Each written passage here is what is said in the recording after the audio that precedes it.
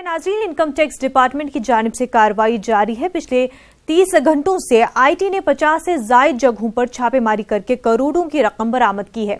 CM Kamal Nath के OSD के घर छापामारी के हवाले से स्टेट चुनाव कमीशन ने इलेक्शन कमीशन को एक खत लिखा है और इनकम टैक्स डिपार्टमेंट की शिकायत की है।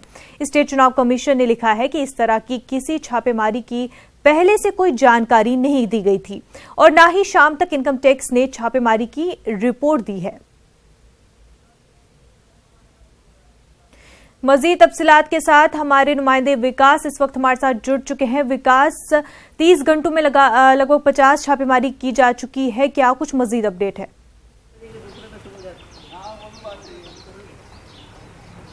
जी बिल्कुल, जिस प्रकार से कार्यवाही की शुरुआत कल रात लगभग 3 बजे के आसपास हुई थी वो अभी तक जारी है। 30 घंटे से ज्यादा का वक्त गुजर चुका है। मुख्यमंत्री कमलनाथ के ओएसडी प्रवीण कक्कड़ का जो निवास है विजयनगर स्थित, वहां पर ये कार्यवाही का सिलसिला लगातार जारी है। सतत कार्यवाही 4 बजे तक चली और 4 बजे के बाद देर रात में ये कार्यवाही रोक दी गई थी।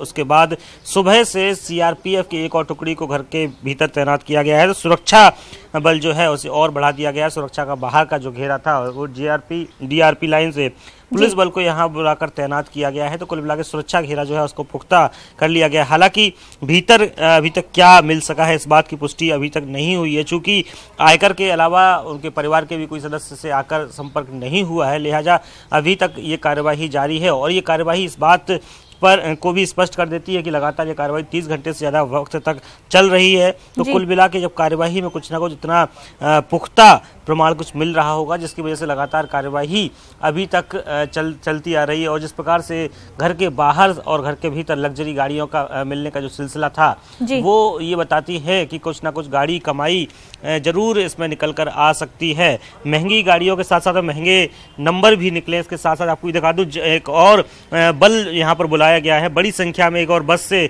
पुलिस बल को यहाँ पे लाया गया है। तो सुरक्षा घेरे की जिस प्रकार से बात की जा रही थी, आप देख सकते हैं कि पुलिस की एक गाड़ी यहाँ पहुंची है जिसमें पुलिस जवान तैनात हैं, जो जिला पुलिस बल है। तो किसी प्रकार की सुरक्षा के लिहाज से यहाँ ये सभी लोगों को तैनात किया जा रहा है। जिस प्रकार से सुरक्षा एजेंसी जो है केंद्रीय सुरक्षा एजेंसी सीआरपीएफ, उन्हें घर के भीतर की सुरक्षा का जिम्मा दिया गया है। उसके अलावा बाहर किसी प्रकार की विपरीत परिस्थिति ना निर्मित हो, कोई धरना प्रदर्शन विज्ञापन इन सब से बचे रहें, इसी लिहाज से बड़ी संख्या में पुलिस को तैनात किया जा रहा है। चूंकि जिला पुलिस बल को ही जिम्मेदारी बाहर की सौंपी गई है। जिस पर अभी कुछ समय पूर्व में भी तस्वीरों में आपने देखा कि केंद्रीय पुलिस बल जो है वो तैनात किया गया।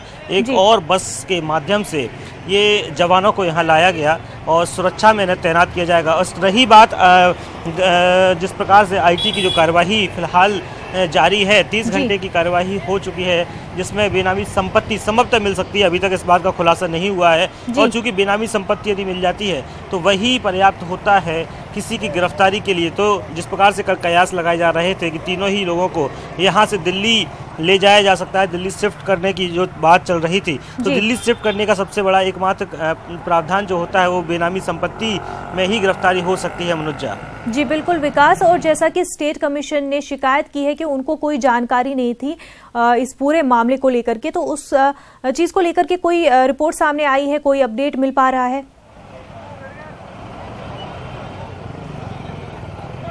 जी बिल्कुल, जिस प्रकार से रिपोर्ट सौंपी गई थी उसके बाद से दोनों ही विभाग एक्टिवेट है और कहीं ना कहीं इस पूरे मामले में रिपोर्ट जो तलब करने की बात फिलहाल चल रही है। लेकिन अभी तक कोई खासा उसमें अपडेट जरूर निकल कर नहीं आया। लेकिन ये समन्वय की स्थिति जरूर निर्मित करने जैसी परिस्थिति बन रही है। जी विकास, और सीएम कमलनाथ की जानिब से इस पूरे मामले को लेकर कोई रिएक्शन सामने आ रहा है?